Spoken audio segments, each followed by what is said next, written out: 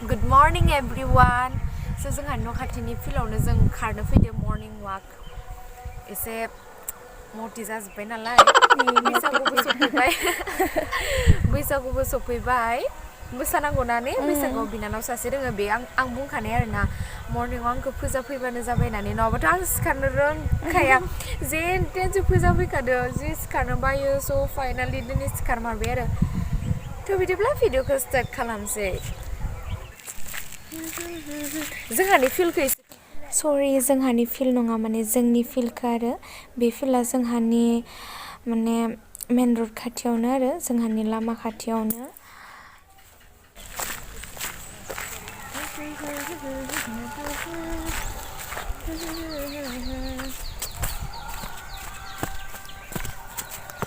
सासेया खारनो रेडि जाखाबाय आं खारा आं जास्ट थाबायगोनल' इदि निहिराव आथिं खालियाव ओरै थाबायनांगौनो आरोना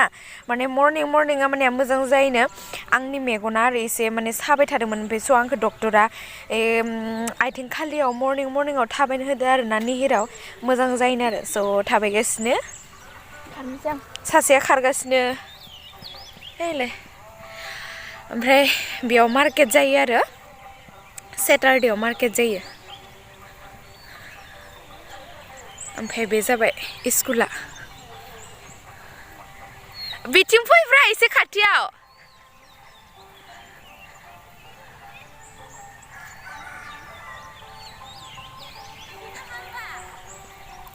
एसे खारबोब्रा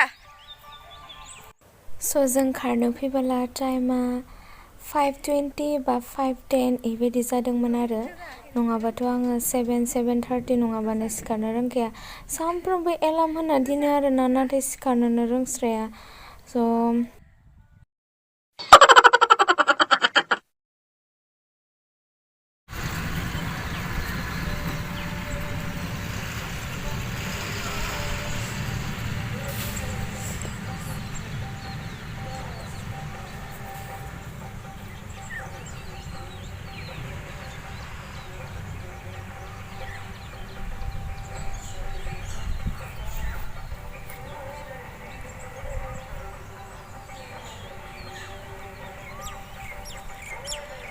पाँच मिनट थानांगौ आरोना गिदिराव 5 मिनिट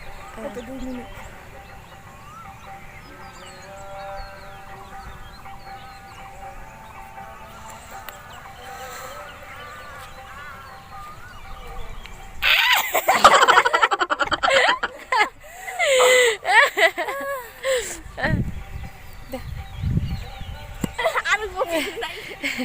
नङा सोना लाजोब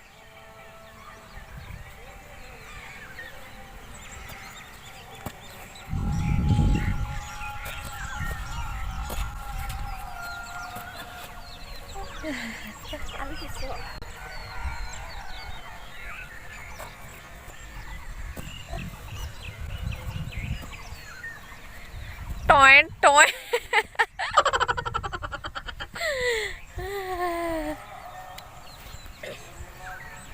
आरिदि खालायोना बेखौ हागौआलै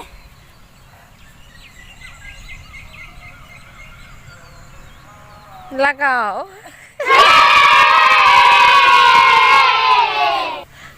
Hello darling how are you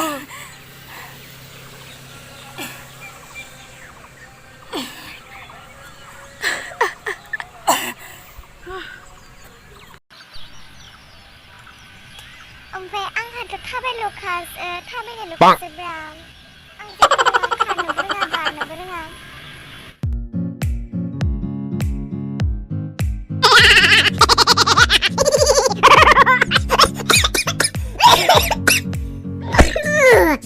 Oi.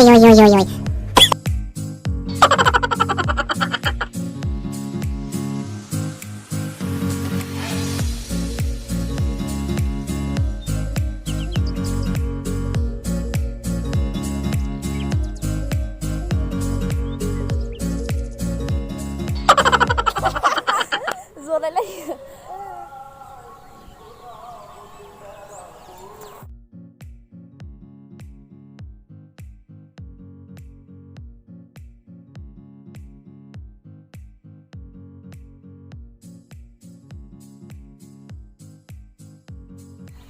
जाम्बिला इदि खारा नङा आथिंखौ ओरै थिखांनांगौ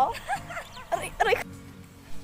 थ' लोगोफोर भिडिअआ दिनै एसेनोसै नोंथांमोना नायनानै मोजां मोनबायबा लाइक कमेन्ट साबस्क्राइब आरो बिखेखौ जाय आंनि चेनेलाव गोदान अननानै आंनि चेनेलखौ साबस्क्राइब खालामबानो जाबाय थेंक इउ फर वाचिं